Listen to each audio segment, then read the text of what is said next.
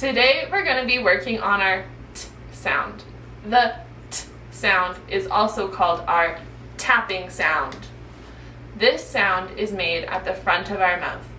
It is made by putting your tongue on the bumps behind your top front teeth and tapping them. We want to build up some pressure and release the air by tapping our tongue.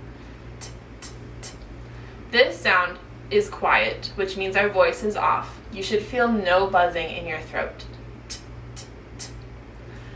I'm going to say the t sound 3 times by tapping my tongue on the bumps behind my front teeth. T, t, t. This sound appears in words like table, mat, and button.